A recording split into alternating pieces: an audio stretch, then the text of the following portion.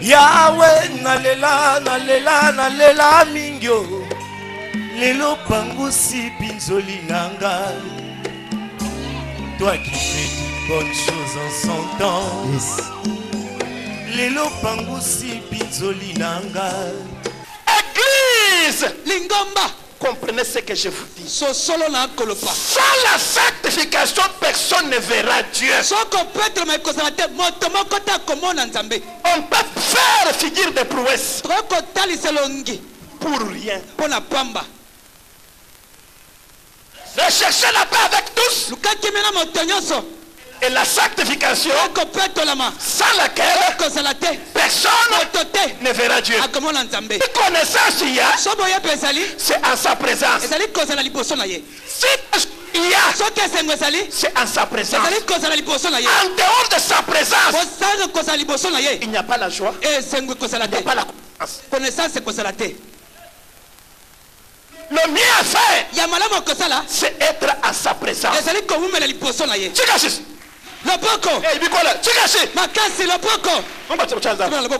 Soyez en sa présence.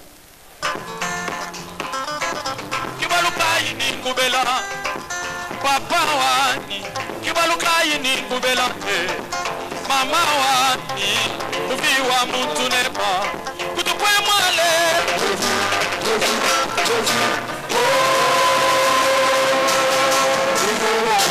tata nzambe no mosuyo ya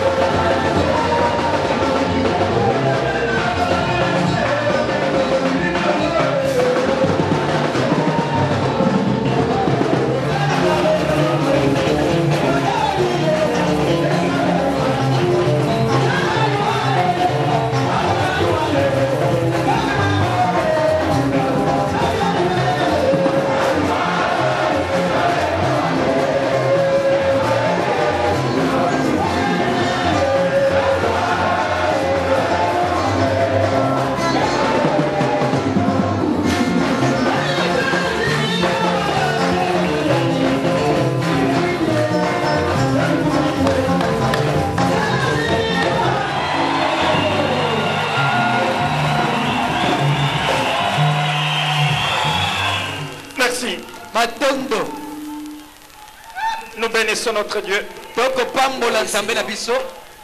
parce que nous a donné encore une fois de plus un bon moment pour être à sa présence, pour partager la parole de Dieu. Nous croyons sincèrement et sereinement que la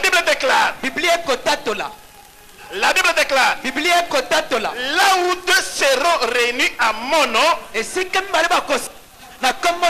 Je serai. Ensemble avec moi. Allons-y. Yesu. Un peu plus fort s'il vous plaît. Yesu. Yesu. Yesu.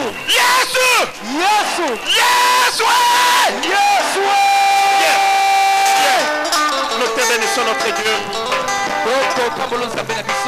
Nous saluons ta présence parmi nous. Laisse que le Saint-Esprit soit à l'œuvre parmi nous ce soir. Pour toucher les cœurs brisés. Pour consoler. Pour rédifier. Pour rendre utile à ta parole. Sois notre Dieu. Nous avons ainsi prié. Amen. Amen. Je voudrais commencer par vous rappeler une chose. Quand on parle de traverser, ce n'est pas dévier. Yes. Quand on parle de traverser, ce n'est pas faire un détour. Quand on parle de traverser, c'est au milieu d'eux. Que ce soit l'eau, que ce soit sable mouvant, que ce soit obstacle. Si on va parler de traverser avec Jésus-Christ, nous croyons que nous allons traverser au milieu de nos ennemis, au milieu des obstacles, des problèmes difficiles. Au milieu de tout cela que nous passerons main levée en signe de gloire à notre Dieu.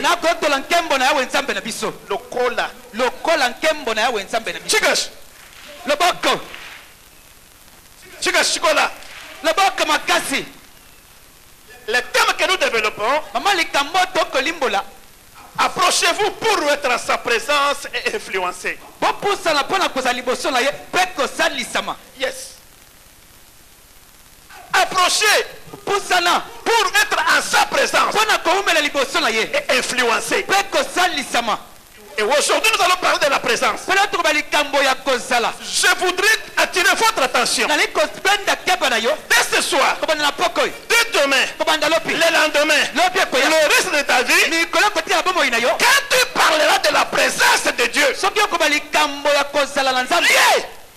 changer ta vision. Quand tu parles de présence,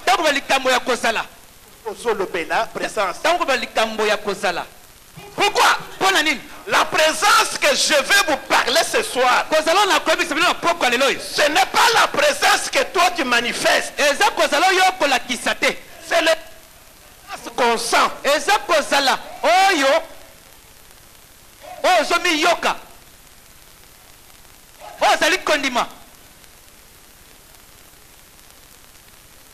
Écocanité.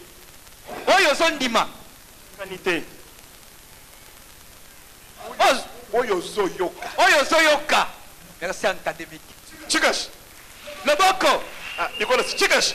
Makasi le boko. Quand on parle en présence de Dieu, qu'est-ce qui ne va pas avec mon micro ce soir?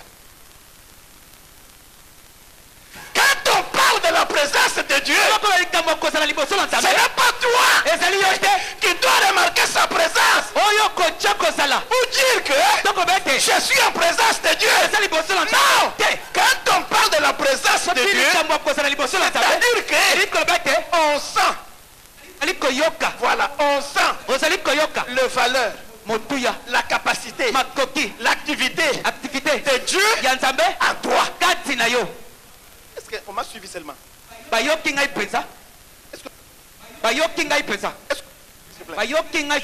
Je dis ceci. La présence dont je parle, ce n'est pas ta présence, mais c'est sentir l'activité de Dieu dans ta vie quotidienne, dans ta santé, dans ce que tu fais, tout ce que tu entreprends.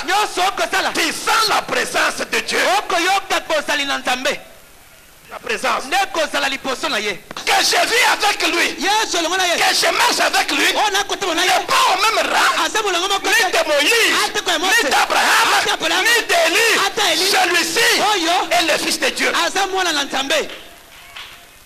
Yeah. Est-ce que tu peux dire avec moi? Yes. Yes. Chicos. Le boko. Qu'est-ce qui s'est passé? Voilà pour le démontrer sa capacité, sa force. Il le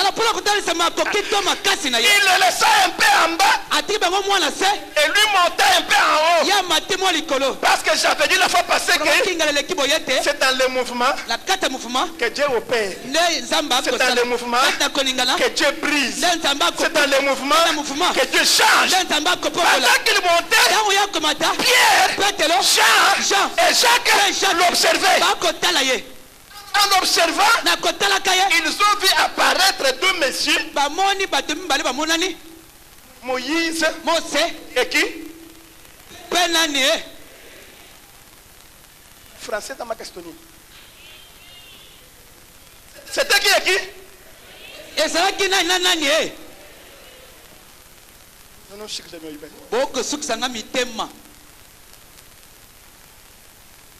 Voilà que leur apparition, Pierre était stupéfait. Il commençait à se dire, oh voilà, ce que je disais à moi, que Moïse est l'homme. Et lui aussi, c'est un homme. Voilà qu'ils sont maintenant avec le Seigneur. Oh, Dieu voyait ce qui passait dans le passé de Pierre. Pendant que Pierre réfléchissait pour comparer le Messie à Moïse et à Élie. Voilà qu'il nioué les enveloppeurs et Zingi Bango.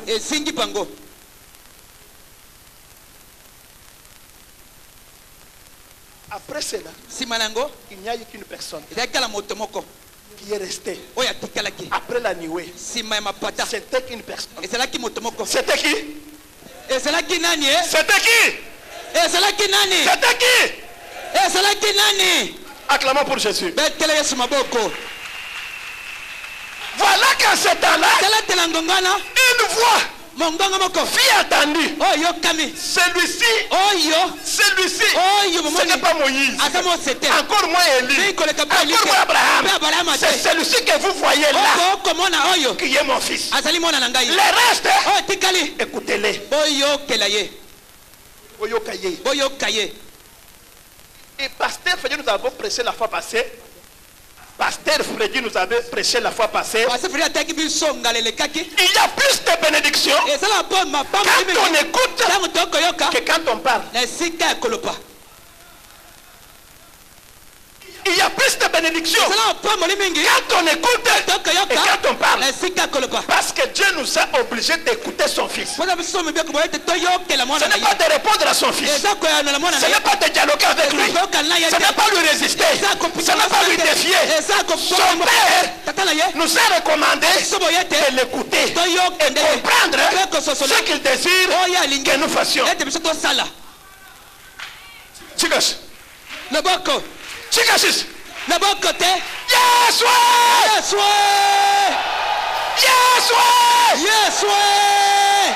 C'est pourquoi, après ce jour-là, la vision de Pierre sur Jésus était changée. C'est pourquoi l'autre jour, il leur posait la question de qui et les gens commençaient à parler. Jérémie. Les autres, Jean-Baptiste. Les autres, un grand prophète. Et Jésus lui posait la question. Mais vous qui me côtoyez, vous qui marchez avec moi, que dites-vous que je suis? Alors Pierre, comme il avait une autre vision pour le Fils de Dieu, s'exclamait et se mettait debout pour lui dire que toi, tu n'es pas Jérémie. Toi, tu n'es pas Jean-Baptiste. Toi, tu es le Fils de l'homme. Tu es Christ, le loin de Dieu. Et Jésus déclara, Pierre, ce n'est pas de l'eau ni le sang qui doit révéler cela. Mais celui qui t'a révélé ce que tu as dit là, c'est celui qui me connaît. C'est celui qui me connaît.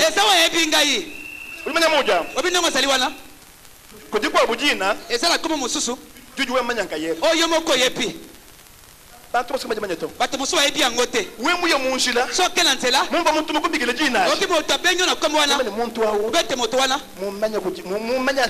ayebi nga ntango nazalaki mwana eyi bongo te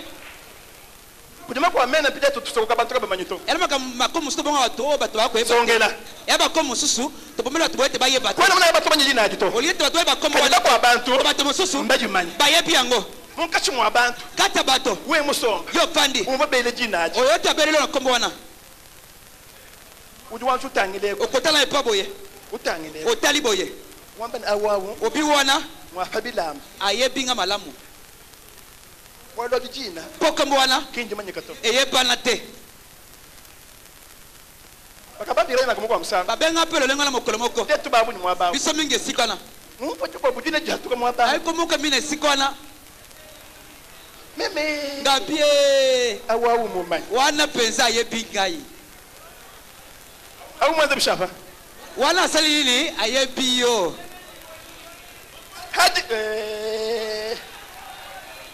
oyebi mingi bino oyebi trop ozobanga ta nzambe te chikash loboko. À ce jour-là, Jésus comprit qu'il y a quelqu'un qui connaît son vraie identité. Bien-aimé, ne t'en fais pas. Quoi considère comme ça? Crois qu'il y a quelqu'un qui me connaît. Il y a quelqu'un qui connaît mon vrai nom. Il y a quelqu'un qui connaît mon identité.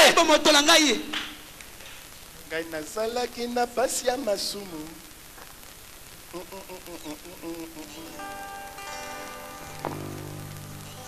Ngai nazalaki na pasi ya masumu. Ngana senga ki epai na Yesu na ngai. Ye andimaki kosenga na ngai. Ye alongoli ngai na masumu. Tika ngai na kumisa ye. Ona maso ya sanelinga. Et la kisi boni na yo ebaina baina salaki na pasi ya masumu bana senga kia baina Yesu e andimaki kosenga na ngai e aloboli na masumu tika ngai na kumisa ye ona maso ya sanelinga e la kisi boni na yo ebaina.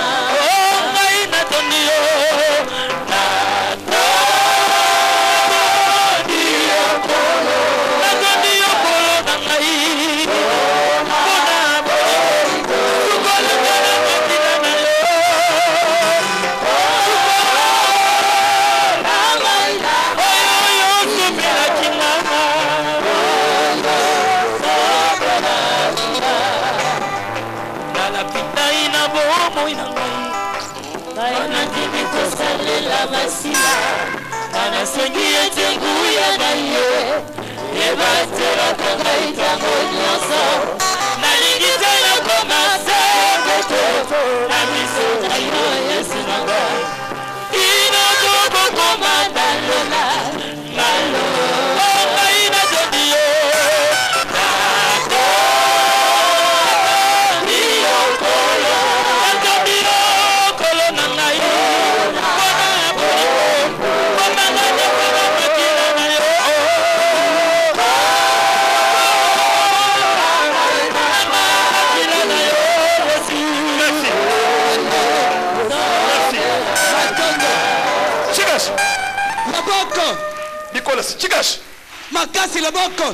Voilà les cantiques qu'on chantait quand l'église avait besoin de la sanctification. Ces cantiques étaient chantés pour nous interpeller. Chacun devait interpeller pour comprendre son état devant son Dieu. Les lois pensent à la sanctification ici là. Et comme à likambo angolu. Likambo nini? Yangolu. Bolanda banzembo eta la mission bino bayembaka soko yoka nzembo ya sanctification me bandit na bandit na suka poliza kama pambole omona to omona te na mona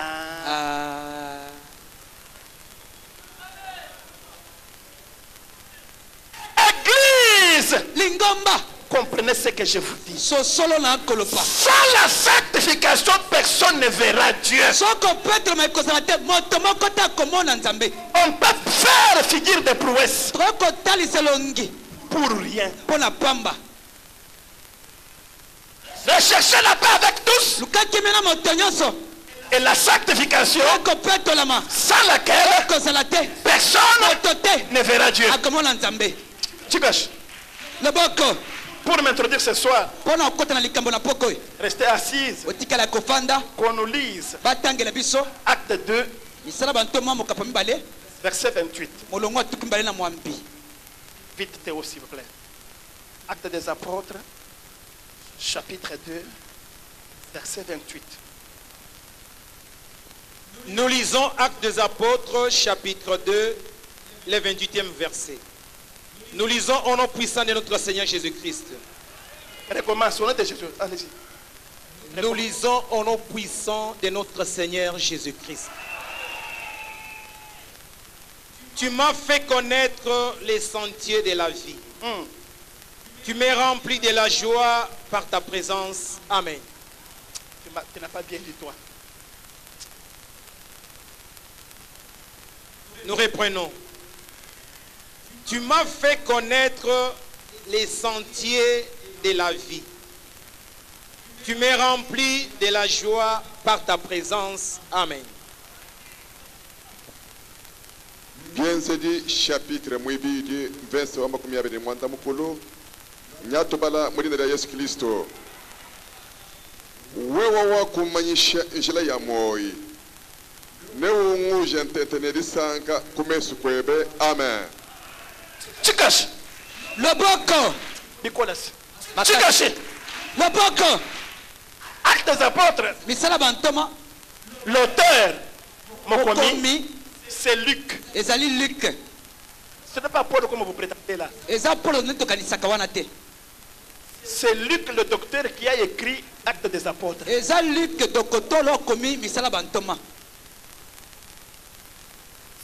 qui nous parle. Il déclare du haut de Dieu que écoutez-moi bien. Si connaissance il y a, ce qui boyait bien ça. Ce qui boyait bien Zali, c'est en sa présence. Je dis ceci. Si connaissance il y a, c'est en sa présence.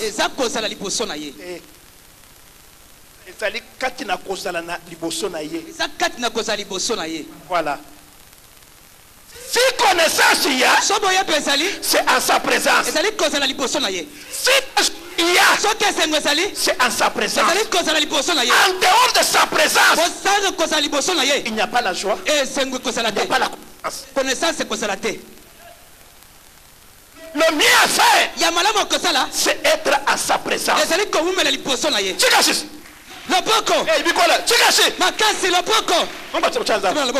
Soyez en sa présence. Soyez en sa présence. Change ta vision de ce soir. Tel que je t'ai dit, être en sa présence, ce n'est pas quand tu viens au prière.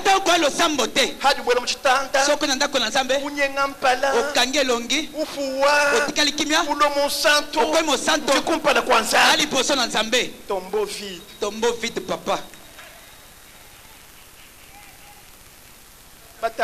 Batala boye babinde mwana na nzambe yeyo wana kutukuluna. Être en sa présence que la Bible nous parle, c'est comprendre que chaque jour, chaque soir, chaque nuit, le Dieu n'est pas dans le ciel, il est à moi. Parce que j'observe ses commandements. La crainte de l'Éternel est à moi. La présence dont je te parle ce soir bien-aimé. Qui va avoir la chambre à coucher au kanga chibi kutabinu bashi kwa samwaji wa mafito. Non! C'est quand tu marches. Quand tu es au boulot, quand tu es à l'école, tout ce que tu fais, tu sens qu'il y a quelqu'un qui m'accompagne. Il y a quelqu'un qui est à moi. C'est pourquoi Paul déclare, ce n'est plus moi qui vis, c'est Jésus qui vit à moi. Ce n'est plus moi qui vis, c'est Jésus qui vit à moi. Pourquoi? Paul a été déjà condamné. Paul n'existe plus. Tout ce que je fais par la main de ce Dieu miséricordieux. La présence de Dieu, la présence de Dieu doit se faire sentir à nous. C'est pourquoi la présence, pour ceux qui écrivent, la présence, selon le dictionnaire, c'est vivre ou sentir la présence de Dieu en soi. Je dis ceci. Présence, c'est vivre ou sentir la présence de Dieu en soi. Ou l'esprit de force ou bien de puissance de Dieu en soi. Tout ce que tu fais, tu sais que si je fais ça, ce n'est pas moi. C'est Jésus qui vit en moi.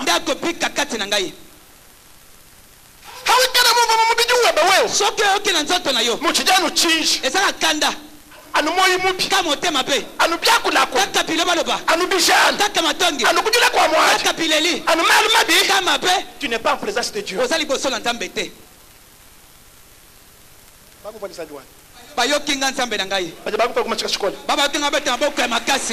Je reprends. Tu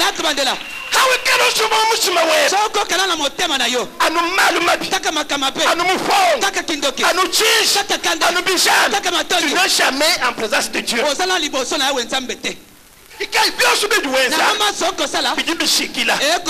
que Dieu ne t'accompagne pas. Parce que la Bible déclare rien n'est impossible à celui qui croit. C'est-à-dire que tout est impossible à celui qui ne croit pas.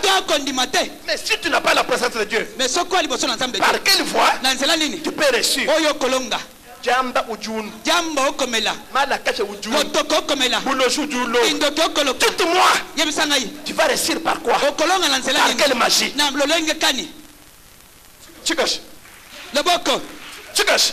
Leboko. Bien-aimé, c'est pourquoi ces derniers temps, au lieu de passer ton temps à prier et à pleurnicher, fais-toi un examen de conscience pour te dire que est-ce que je vis dans la sanctification? Makuta, santé, voyage, ça ne te dit rien. Hier je t'ai dit que ce que Dieu a te donné, ce n'est pas ce que tu demandes là. Dieu a te donné ce qui est plus que ce que tu demandes. C'est quoi? C'est son Fils Jésus-Christ. C'est la parole de Dieu. Cette parole qui a la capacité de changer ta vie. Mais tu passes ton temps pas à chercher la face de Dieu, mais à demander l'argent. Soko ele lowa. De quoi c'est le miracle? Na mikolo teka. Ndelo koko sala. Passer tu milongo. Parce que sona abondeli te. Passer tu milongo. Parce que sona abondeli. Angamba nakula. Tabete olopa. Matukwa. Mikolo yo. Na likoteka. Na teka. Panisha. Na tekisa. Même animal de mwabia boko sisi milongo ya unimpana. Ngana yebo na sona abondeli ya. Oteka. Oteka na lopango te. Kulokufana ni nsubuweba. Oteka na ndako na yo. Kwa esprit wa vantu bwele muwewe. Osubuli wa koteka koteka na yo. Kulokufana ni bana baji bwele. Oteka na balo yo pota.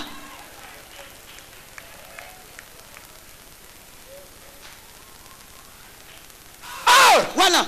Si la sanctification est en toi, Yesu ya musamba munda mwe. Yenza mumwinde.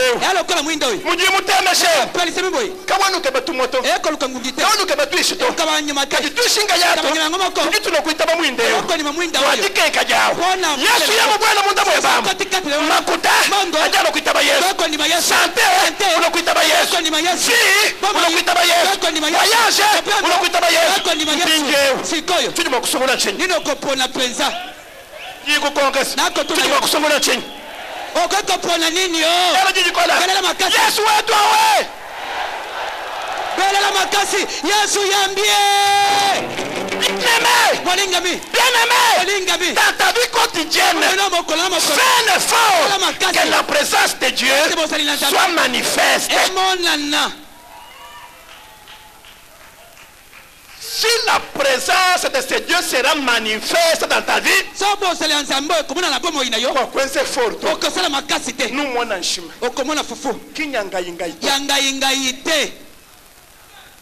Nous lenga makuta. Qui franc congolais. Franc congolais. Nous wenza malus. Qui nga kusumba mpango kumenka uto. Ya kusoma mpango na menka uto. Oh, sante mon personne ka lupango. Na pomo ngala mo lupango. Penya fu. Na wapyo. Kubikuku. Na bikuku. C'est pourquoi David dit. Na ngo Daudi akoloba. En vain. La pamba. Vous levez-vous matin. Vous couchez-vous tard. Et mangez-vous le pain de douleur. Il en donne à ses bien-aimés. Pas au travail. Mais.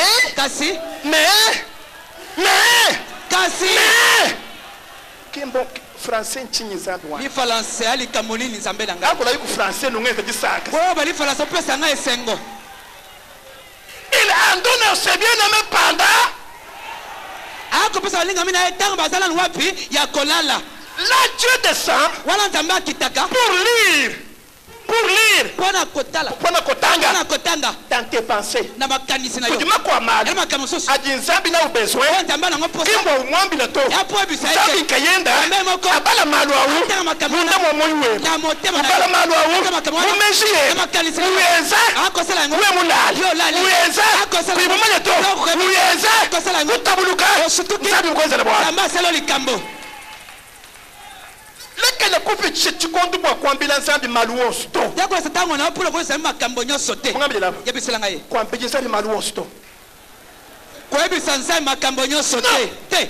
Parce que il en donne à ses bien-aimés. Après que balinga mina le. Pendant tango qu'ils sont en sommeil. Bazala katikata pongi. Dans un moment d'inconscience. Na tango moto akoyeba te. Ah, kui moment de to. Okoyeba te. Tu es à tes côtés à ce moment-là. Kui wakula to. Okoyeba te. Zambi kayenda. Memoko. Ba kumona maji mumenjiye. Bali kuma makazungwa makazungwa. Watu yudila. Bila liokolela. Kitu jiba kuluisha. Tumakumuliza yo. Ba kukwazela malu ao. Kosela makambo. Ba tabuluka. Tango sutuki. Jakelenge la di. Pambo liwana. Tubanga jikulonda. Eba nikolanda yo. Parce que kwete tu vis dans la sanctification. Okopika na kata kopetolama. Au lieu de vivre dans la sanctification, au lieu de chercher la sanctification, l'église passe de temps en temps de prêcher aux enfants de Dieu à nous bouloge.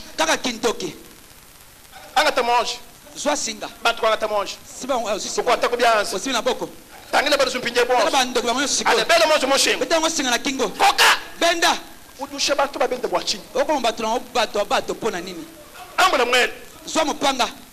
Ah. Kwenda mupamba nikuse. Okite bako boete. Watu la mwela.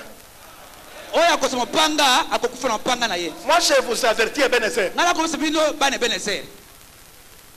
Milombo ya bena na mo maternel. Mabonde lika bana maternel. Wado mbaso di sensationnel. Po ba lingi di sensationnel. Kadinenu. Kasipino. Nous sommes plus dans le sensationnel. Nous sommes dans la réalité de la parole de Dieu. Pour comprendre que quoi que je suis seul, mais si Jésus vit à moi, je serai au milieu de mes ennemis, mais ils ne porteront pas la main sur moi. Tout le monde. so mopanga we kwa tamwele so mopanga batangira tumwana taba ngo sikao umeje ba mu makase wana ubereshe mulongo ochisa mu kulongo tatwa bamugaje tatalo mwasi we kutaba yo papier mugaje mwasi na yo we kutaba papier bana be bana na yo we kutaba papier kwenda manya nokuse we bitete watu la mwela oya kosa mopanga nende bushafa akosala nini akokufa na mopanga na yo chibidi ya mbale zambi nalomba chintu chotu mashaka ila chibashi zamba kosenga loko yoso makilo so paka na se ele menje buzi wa mashaka mwela bashi kanisa kati no makilo ni opanza na se. Le mieux à faire, c'est de rechercher la sanctification. C'est pourquoi Jésus déclare, je ne suis pas venu pour faire ma volonté, mais je suis venu pour faire la volonté de celui qui m'a envoyé. Quelqu'un de sanctifié, il ne vit pas selon lui. Il vit selon le modèle de.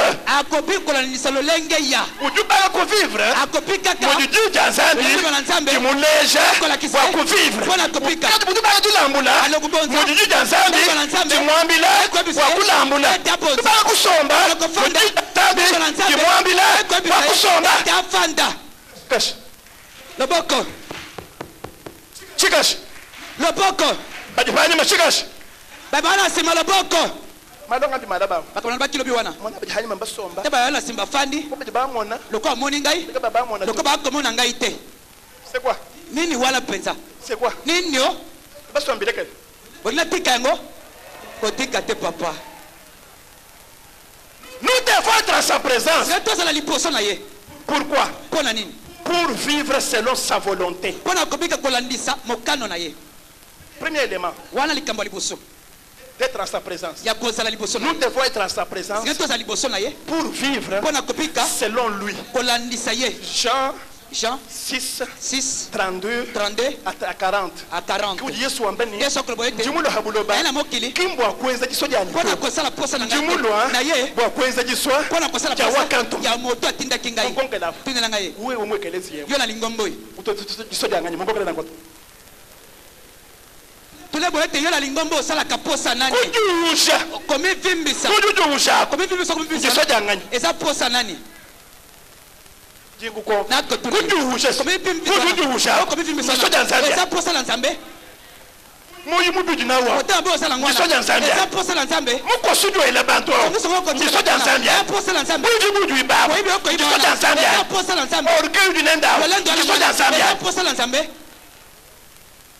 Voilà que les gens pleins d'envie.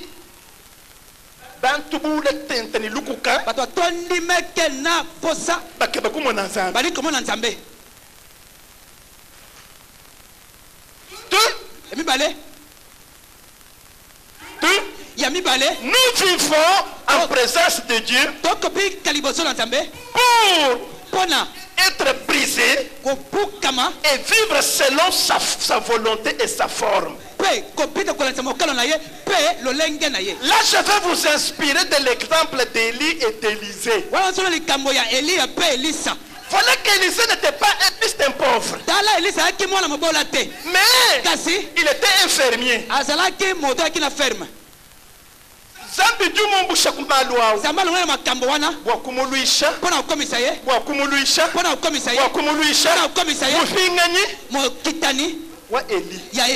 Mais par quelle magie?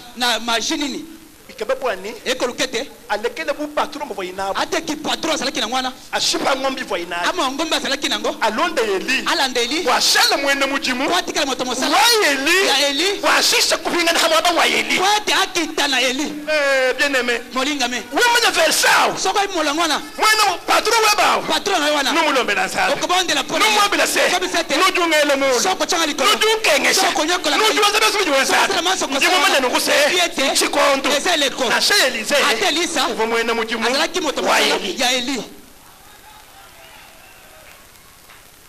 Il faut accepter d'être brisé pour être formé, pour avoir une formation utile. Kuchibule Elise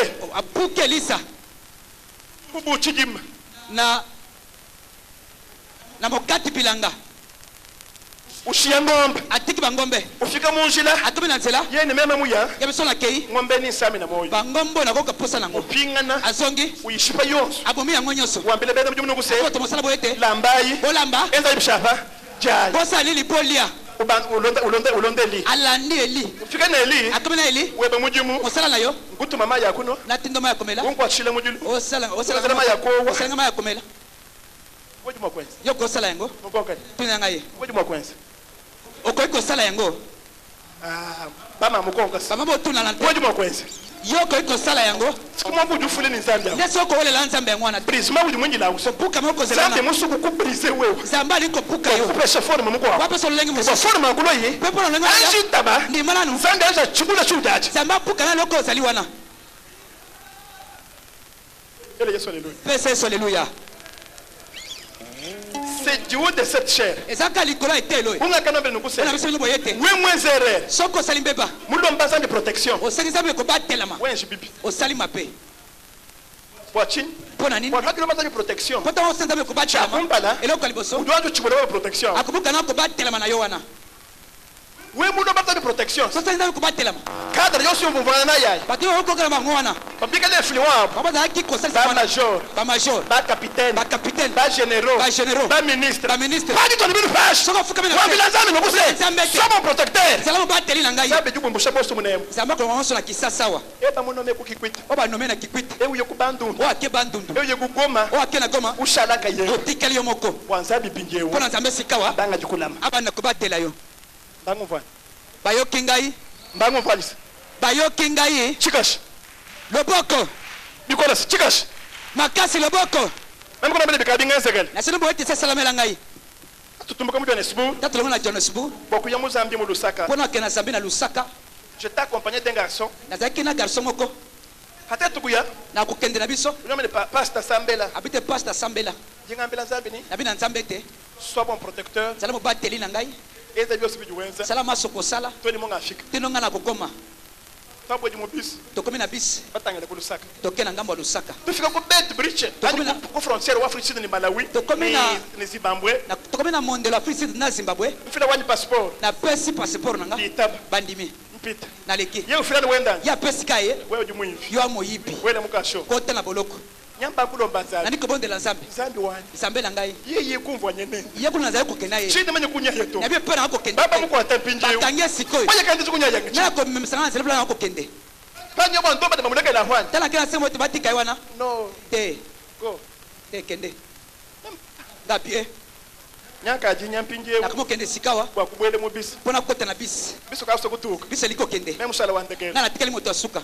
Hani ngana pa bwambanda pa escalier bokubwele mu bis. Tala kibo tena matena skale bo tena kota na bis. Yeko ba muntu ngambele ni. Na kimo te bis ngaite. Chuvu lombela Nzambe protection chi. Ozala ko sena Nzambe kubatela mapona nini?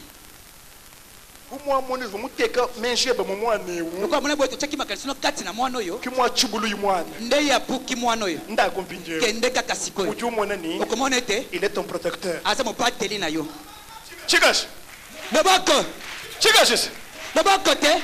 Monjila mo ba barrière ningi kun. Na nzela na mibake zela kiso kiso mi. Kaji ni mutu bima na mu Lusaka. Kanale tokomaki na Lusaka. Boso mo bisamu. Baba yaki na biso nyoso Baba wana. kemanga nani? Bakamwe kamwe te. Mujibutu dikatu bima na monjila mushinduka. Kono tebe na nzela te pona nini pesa. Nyakwambili. Na eko bisa. Quand Dieu sera ton protecteur. Soki nzamba ko sala mbateli na yo. Kwa kusaba mutu to. O komona pasite. Maba bakokolela. Bakamwe pasi liboso. Numo no asambuka. Kono ko kati yango. Kuyumva. Oko sosola. Muji mo asambuka to. Ngo kati si yango. Kisandu mbili weba. Nuji kuje ndati shakaba. Kuyumva no kuse. Yashikaba mushinduka ito. Kesika lenge kanite. Chikash. Lopoko. Accepter d'être brisé. Ni mabo ete yo pukama. Pour qu'on te donne une vraie forme. Kwa peso lo lenge ya malamu. Chikash. Lopoko. Nous sommes brisés To pukame. pour être en sa présence. C'est là où nous allons chuter. Poto za liboso nde sika to kosuka. Yes. Nous sommes brisés To pukame. pour que nous restons vivre rien que sa présence. Poto tika to kopika iloko moko. Acclamons très fort pour le roi des rois. La Dieu. Parce que Kweke. dans sa présence, Ko umela liboso na ye. il y a la paix. Ezala kimia. La première des choses, Eloko liboso. en sa présence, Umela liboso na ye. il y a la paix. Kimia ezali. Deux, Ya mibale. il y a la joie. Ezala esengo. Ya Trois, misato. il y a l'amour. Ezala bolingo. à sa présence, c'est la crainte de sa parole qui règne. C'est la crainte de l'Éternel. La Bible déclare, c'est la crainte de l'Éternel qui est le commencement de quoi? De sagesse.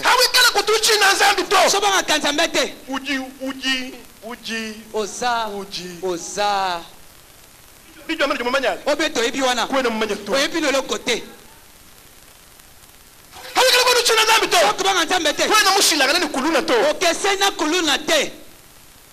Comme conséquence, c'est la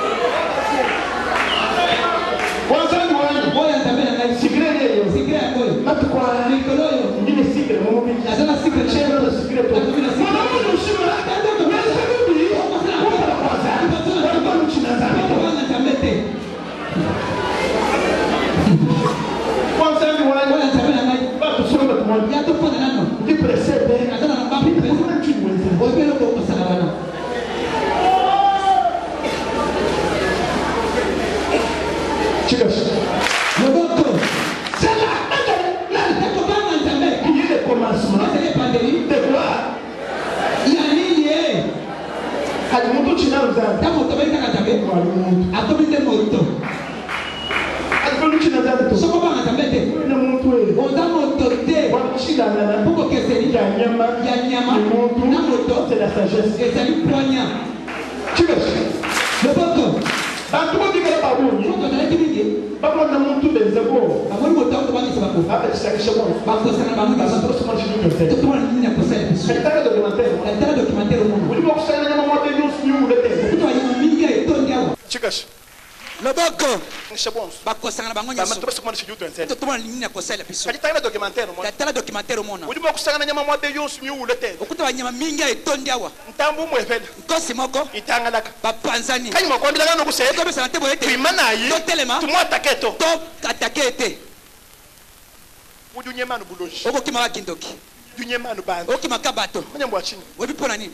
Tu ne crées pas l'éternel. L'éternel est mon berger. Je ne craindrai de rien.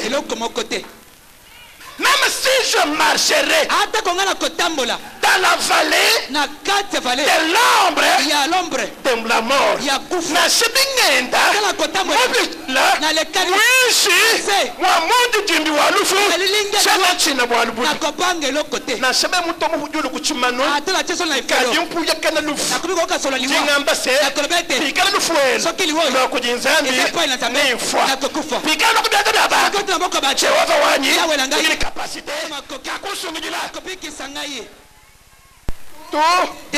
vois les démons partout.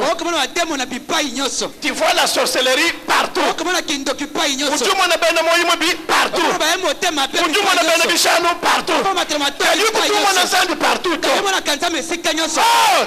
La parole déclare: je serai avec vous Je serai avec vous. Je serai avec vous. Zambi du mwambani. Inkanu matukoso. Il est omniprésent. Il est omniscient. Il est omnipotent. Udu fa critère ya Zambi ya imoyi. Omoni kindoki. Kibu omniprésent. Mufi web. Chikash. Loboko. Ele Yesu haleluya. Pese haleluya. Pinja akula. Sikaloba. Yesu fuila lusa. Yesu limbisa ngaye. Akula kubikola. Yesu fuila lusa. Yesu limbisa ngaye. Chikashi. Loboko. Kumbata kama chikashi. Batse loboko. Bikashi kola.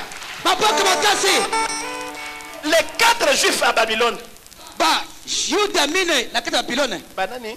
Ba tona Yuda mine na kati ya Babylone. Mbasomba ni mukale. Ba fanya mokonzi. Hey.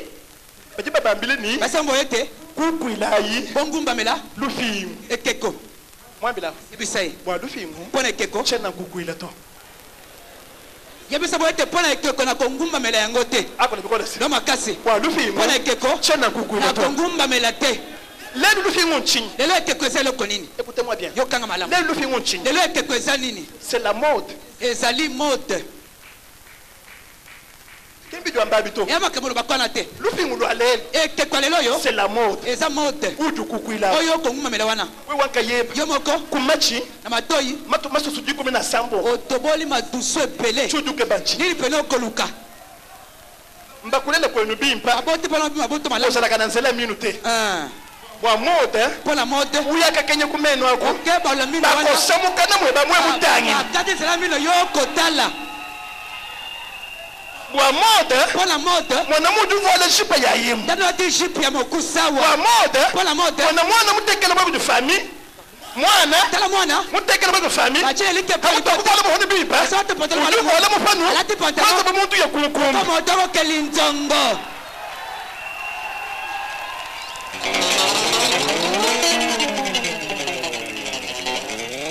Écoutez-moi bien. Jésus a déclaré ceci. Ils sont dans le monde, mais ils ne sont pas de ce monde. Chicos, comprenez quelque chose là. Jésus déclare, ils sont dans le monde, mais ils ne sont pas. C'est-à-dire quoi? Qu'est-ce qui fait le monde? C'est la mode. Chicos, ce qui fait le monde, c'est la mode. C'est pourquoi Frère Baptiste avait chanté. J'ai cherché le monde. Je l'ai trouvé où? L'homme sangisha brakase. Oyela mayanga no tiprakase. Kwena shumvo bondo tu. Oko kata sonite. Miziki ijila. Miziki ekobeta. Bankusha maji. Obani kopina pina wana. L'homme sangisha. Oye mayanga ni. Wakushima ba. Pona kosa bato. J'ai cherché l'église. Na lukili. J'ai retrouvé na kuti yango dans le monde. Na kata mokili.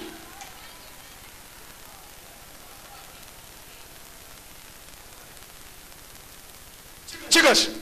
Le boko. C'est 4 juifs. Ces 4 juifs.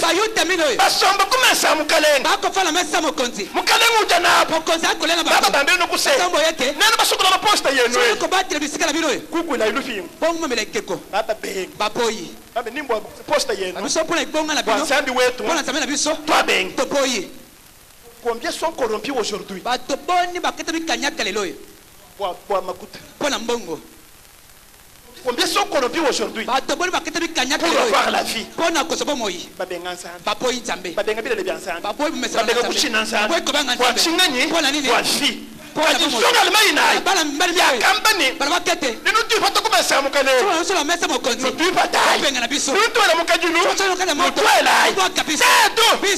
continuerons à sanctifier notre Dieu. Dis-lui. À votre voix. Sanctifie ton Dieu. C'est pourquoi, en les apprenant comment prier, le Seigneur leur dit ainsi: Notre Père qui est au ciel, que ton nom, que ton nom soit sanctifié. Que ton nom soit sanctifié. Que ton nom soit sanctifié. Ce mot-là sanctifié, autrement dit, que ton nom soit respecté.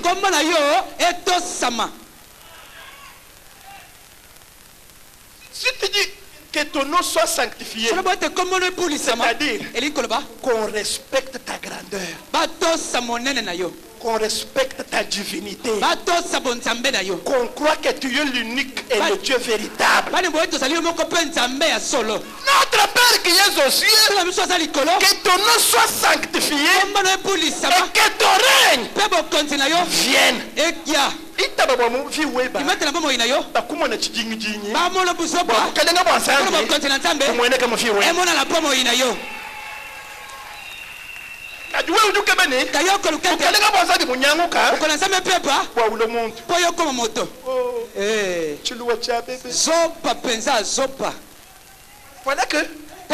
Voilà que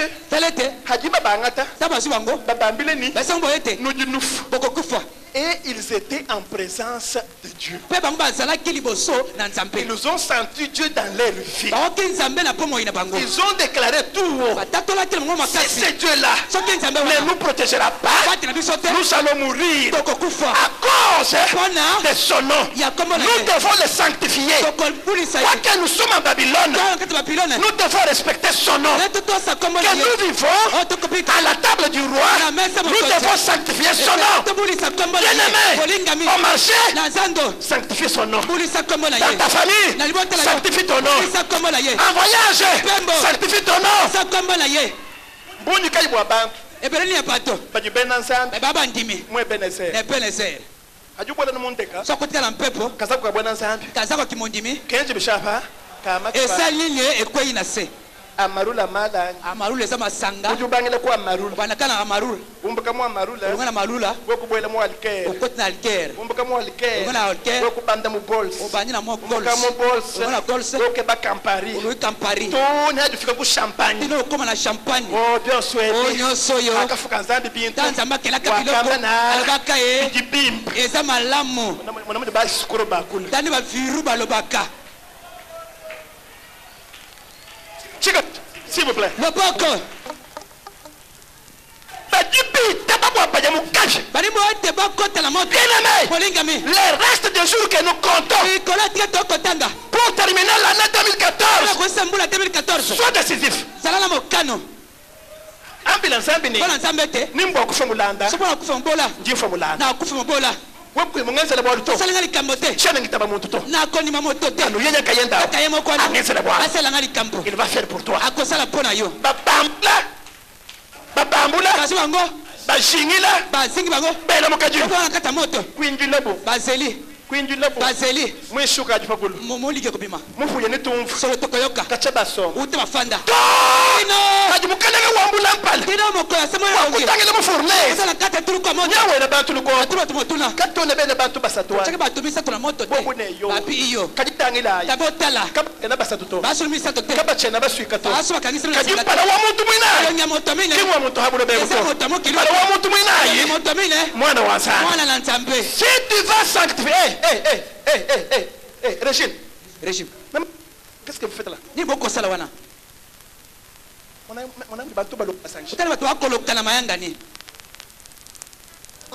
Je disais, Zambi quoi accompagner? Sanctifiez-les. Zambi wakishi ya nkwasi. Wabutumbi. Wakubwana mukajilu. Wabantu waba. Waka sanctifiye jule je. Yename. Wamu sanctifiye nzambi. Nasha mujikenga. Zambi nikala neba. Nasha mujisama. Zambi nikala neba. Mumali makola. Zambi nikala neba. Pourquoi? Parce que tu l'as sanctifié. Yename, mon temps est terminé s'il vous plaît. Nous passons maintenant en présence de Dieu. Comment connaître que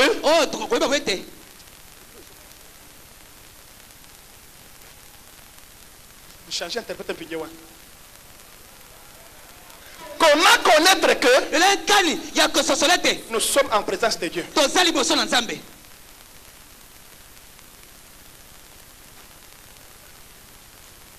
Premier point. Ce qui nous montre que nous sommes en présence de Dieu. Être en présence de Dieu commence par les degrés élémentaires pour avancer dans les degrés moyens. Dans les degrés moyens. Mais qu'est-ce qui n'est pas là? Quitte là.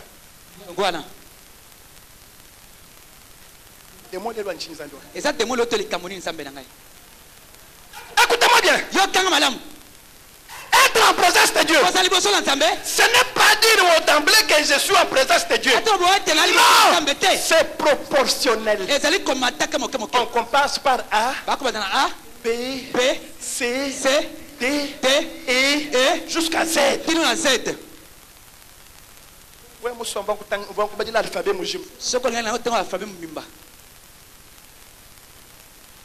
Premier élément. Quand quelqu'un vit dans la présence de Dieu, c'est là où on va citer maintenant. Acte 10, 44 à 45. On ne va pas lire. La première chose qu'on constate qu'on est en présence de Dieu, on sent. On sent. On sent. Hadi Corneille. Utuma muntu bigile Pierre. Hadi Pierre banga kwa kula. Hadi bamba na assemblée mushuma. Pouvoir n'ébullition. Babanga kunyungana. Babamba Yesu bamba. Baba yemunyuma baya. Bamba wosana baya. Wena kwamba chini. Le jour où la sanctification entrera dans ta vie, tu vas sentir comme si tu es en transe.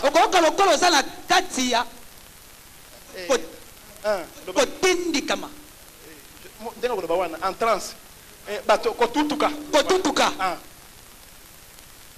C'est ça. Vous dites qu'on va chair de poule. On voit ceux qui voyaient comme ça. Ok, ceux qui n'avaient pas ni côté les mains. À tout le monde, béni moi ça me trouve comme quoi là. T'as voulu ça me quitter ma casse. On voit moi ba. On vit au kiwana. On voit comme le lubil. Ok, sokani. Yesu. Ah ok, nous mato. Wala ça moli moté. Chingasa. Wala ça dingolu. Chanyuma wansambi. Ya moli wansambe. Chukukwa. Ne kangio. Ça te prouve que. Et quoi ça va être? Tu es près de toi. Tu es en sa présence. Ça lui pour cela. Pourquoi non moi tu t'attends? Kainano comité. Chikas. Boko mbangu ni zaliwa bayo kinga nsambe nangai mbangu ni zaliwa bayo kinga nsambe nangai uli mwana muntu mumasanga shama kola malu wimba to uvu mbidu bautu wela mashika ngezele malu chini okolo moto kana mangani makasi malu ayembi tilo mtoto lo sali malili oyibo etela sala malu likamboli to kuindila to zela eloko mokote. Tu es en transe. Ozana kati en transe. Wali chuya chijimwa ba wa. Wewe te mpepesa na siko na. Chichukwa mbukule here. Kuma maope. Wali mwabutu nzambi. Kwa sikeza mbasa la kama. Malu abunyi. Makamingi. Atuenseka. Esala makakona. Basama. Bakobela. Batubondo fibo. Bapikaka. Pofu. Balanda. Tuitabala. Malu kukema. Atuenseka. Esala makakona. Muti mwaba jinzambi mweleka fu. Sama mona na ka. Batu bosu mabawo. Il doit vivre du cirque naturel. Ba komono elekela kabato. Suki nyunga. Suki ningani. Voila. Kuma lili. Mvomo kwele lubila. Yesu. Yesu. Wanga chinyuma. Asimolimo. Te. Bamuto kunzembo chanana. Bachena mwa kurapa. Ujumbe ko benze mbuji mwa beuto. Te so bite kurensa wote. We muyilenga. So simbiango. Ujumbe besha. Okoka nini? Okolenga. C'est ça. Ndengo na. C'est un signe que eko boete. Il y a une présence supérieure. Ezala mwa kozala ya wele kenyoso. Chikash. Le boko. Ça c'est le premier point. J'écoute les permettez-moi, j'ai 5 minutes maintenant pour terminer. 5 minutes pour terminer. Deuxième. Étape. Yes. Deuxième étape. À sa présence. Deuxième chose. Qui a soif. Et faim. De la parole de Dieu. Je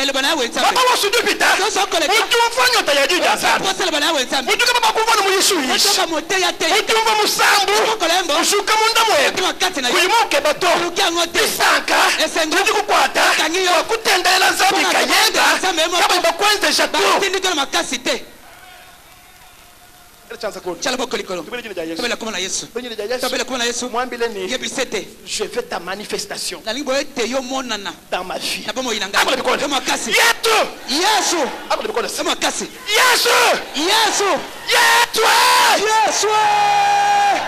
Merci. Merci. Je disais, deuxième élément, tu as soif et faim de la parole de Dieu. L'adoration et la louange jaillit en toi. De même, la crainte de l'éternel s'empare de ta vie. Il est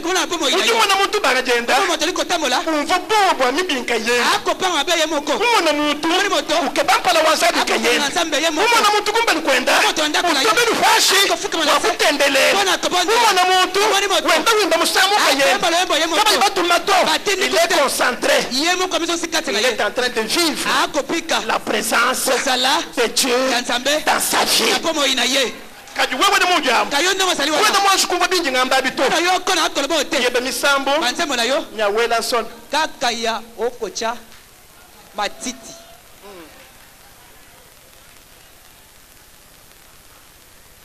hadi moto fika mo etapa l'offrande pour lui. L'offrande pour lui, ce n'est pas un problème.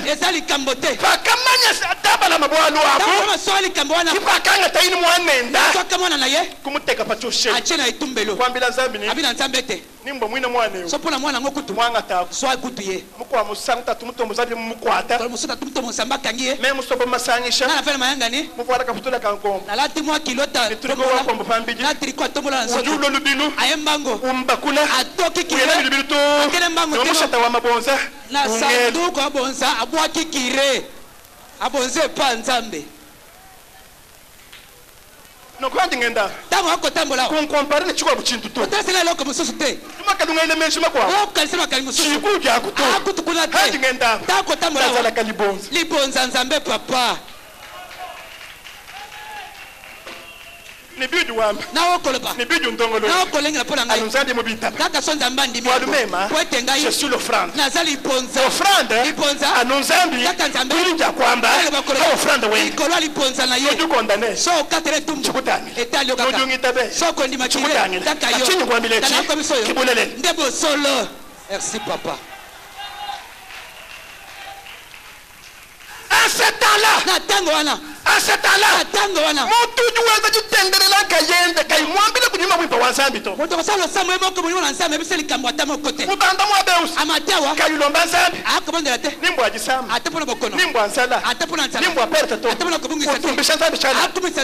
là où je vous ai dit que il y a trois formes de louange. Il y a louange ordinaire.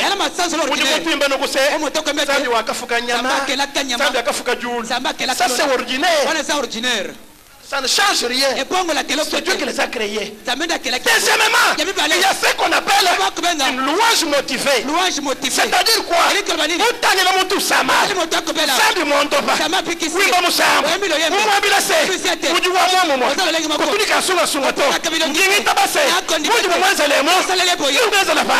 Voilà ce qu'on appelle louange motivée. Troisièmement, il y a ce qu'on appelle louange na kolobate. Il y a ce qu'on appelle louange inspirée. Louange inspirée. Nyuma wanzambi uteka meji achemalopa akwamba yakolopa na kwimba hadi tumeloeba na lolemo na yo adi David wamba no kusema David akoboyete Eloi wamba na psalm 22 tena psalm 22 David wamba no kusema David akoboyete tatu wani tatala ngai wachinyi pona nini wandekeji otiki ngai David wakule meya David akomaloba wana kala pensa kati Yesu lokulu kwa mtu mchama kama swali korona ikulusu Mungu Yesu ndio kule meya Yesu api maloba wana ndio melika apia tatu wani tatala ngai mwachinyi pona nini wandekeji otiki ngai louange inspirée louange wetindi kama na mulimo bala kutumbisha nzambe kutumbisha nzambe kimu menshie niba kasino ko kimu tuju mwana to ujutumbisha nzambe wachi nyuma wanzambi uteka munda mwe acheka tina yo. Okay. Acclamons pour le roi des rois. Là, voilà. Nous mwana. Dans Psaume 69, 9 à 11. Deuxième étape. Psaume 69, 9 à 11. Troisième degré de présence. Là, voilà. La présence de Dieu ne devient pas manifeste par l'adoration, mais on peut le sentir à partir de ta peau. Sur ton front. Par tes paroles, on sent la présence de Dieu en toi.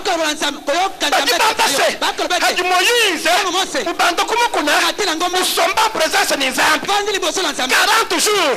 Nous sommes en Nizambi. Parfois, mon tuki mon tangele mon palato. Bonsoir. Akamona palawa Moïse. Kenka. Mon pita jiba. Oui ou non? Personne ne pouvait s'approcher de quand tu te mets en présence de Dieu, des signes seront manifestes à travers ton corps, ton esprit, ton âme. Oui,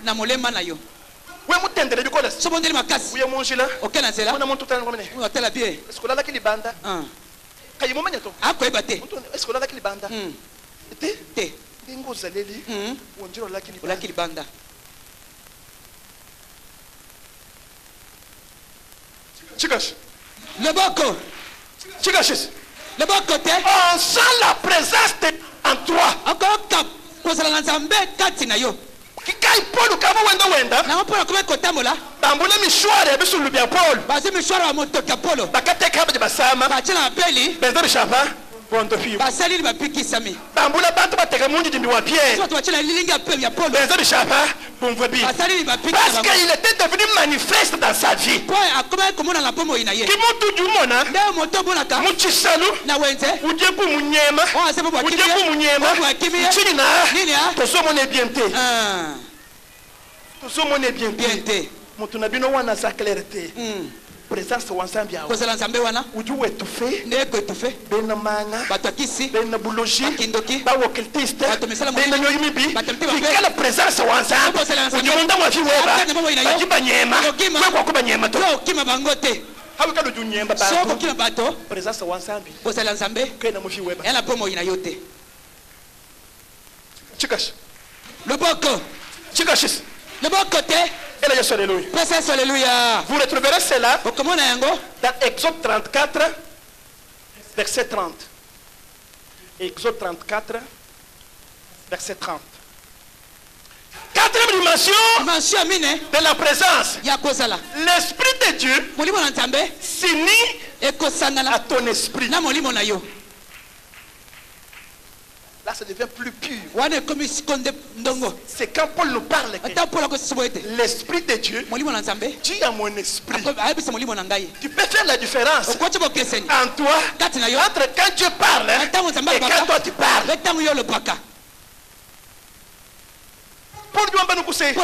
L'Esprit de Dieu communique à mon esprit que je suis enfant de Dieu. Comment il a pu faire la distinction entre l'Esprit de Dieu et son esprit?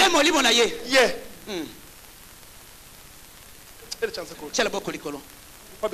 takubera komo na Yesu yepisete naliko kama mulimo nona ngai esolopana naliko kama mulimo nona ngai elopana kasi bikira Yesu mulangela bela Yesu mola Yesu Yesu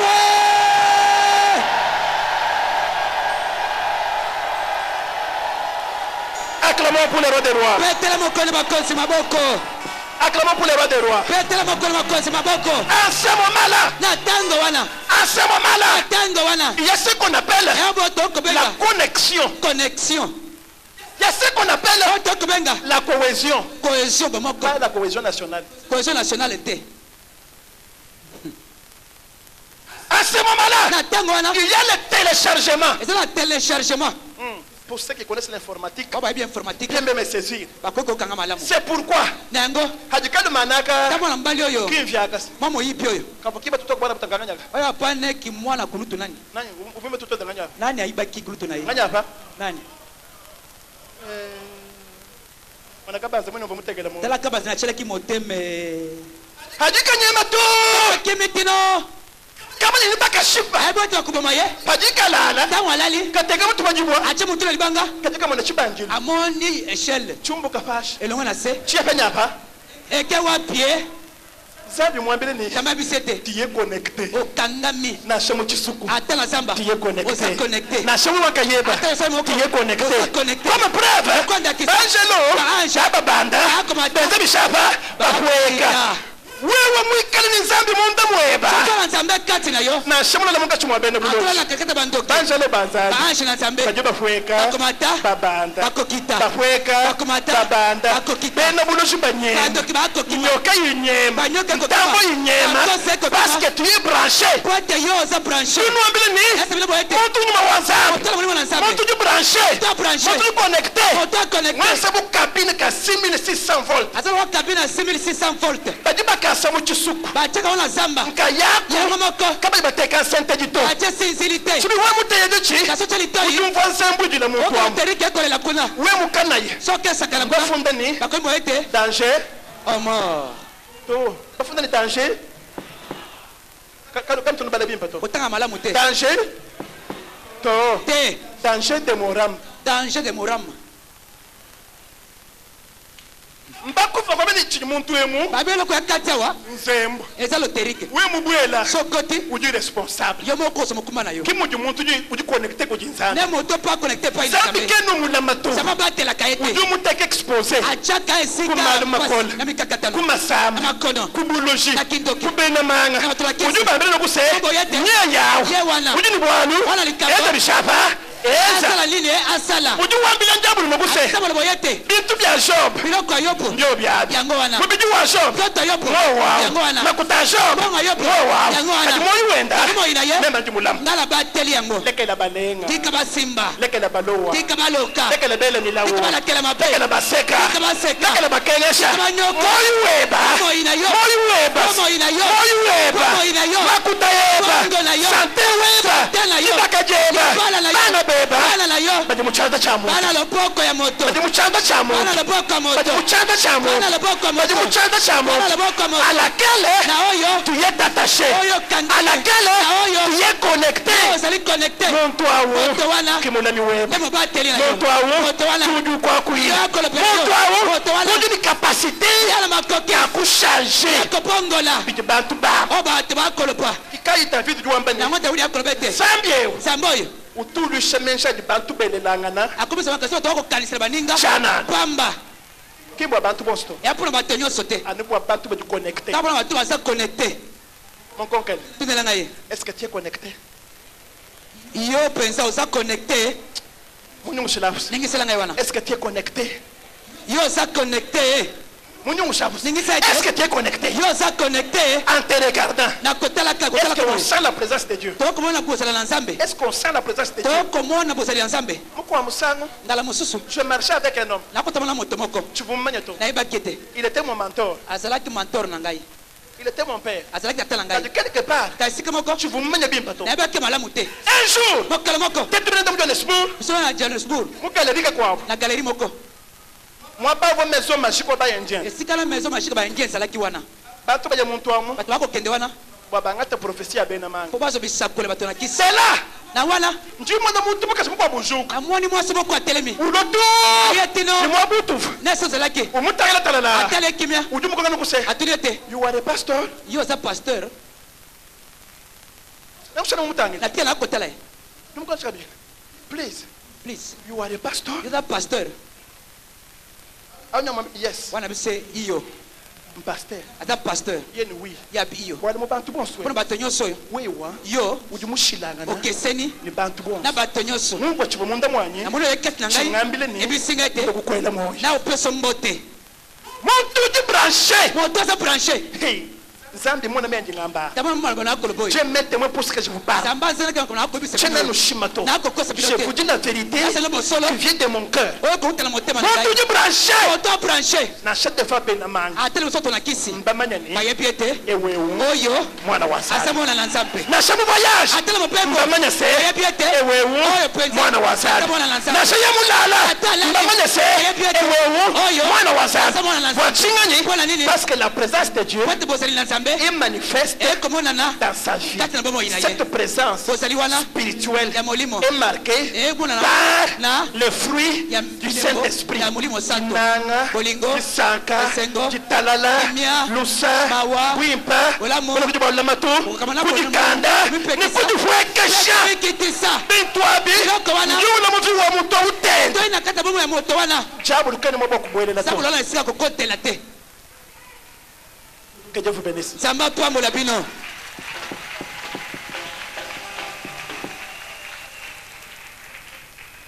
petit moment de réflexion. Concentre-toi. Adoration. Dieu te basse monte ne monte. Uchi mo etapa kai. Azana eteni nini? Uchi mo etapa kumpala. Ozana eteni liboso. Wakati mo etapa muibija. Tokona eteni mbale. Uji mo isato. Ozana misato. Pêche mo muina. Tokomi na mine. Concentre-toi maintenant. Vite s'il vous plaît. Tokei. Il ne comme tu vas faire chanter. Nous ya kubi ndako. Soko fuka bafuka. Nous demandons ko lui mana. Soko tele matele. Masalo le cambo. Fais tomber mes offenses. Yes. Yes. Laissez-moi ta face. Firwem chai deve la postempe light. Yes. Qui implorait ta bienveillance. Fais tomber mes offenses. Laissez-moi ta face. Et mes lèvres impirent au grand roi. Oh oui, j'ai péché contre ta loi. Et mes crimes et mes fautes éternelles, tu peux les effacer. Purifie mon cœur. Purifie mon cœur. Purifie mon cœur. Sanctifie ma vie. Sanctifie ma vie. Ô Saint d'Israël. Ô Saint d'Israël. Je te les prie. Oui, purifie mon cœur. Purifie mon cœur. Purifie mon cœur. Sanctifie ma vie.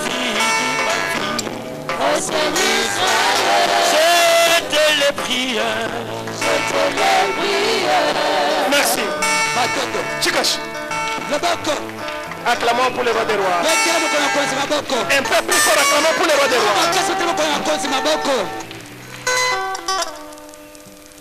Aujourd'hui, je vous laisse réfléchir.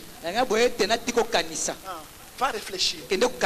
Si la présence de Dieu dans ta vie. Un effort. Wanzambi. Nous Chikash. Yahweh nalela mingyo lelo pangusi pinzoli nanga. Toi qui fais toutes bonnes choses en son temps. Yes. Lelo pangusi pinzoli nanga. Église Lingomba. Comprenez ce que je vous dis. Sans la sanctification, personne ne verra Dieu. On peut faire figure de prouesse pour rien. Recherchez la paix avec tous. Et la sanctification sans laquelle personne ne verra Dieu. La connaissance il y a, c'est en sa présence. Si il y a, c'est en sa présence. En dehors de sa présence, il n'y a pas la joie, il n'y a pas la connaissance. Le mieux à faire, c'est être en sa présence.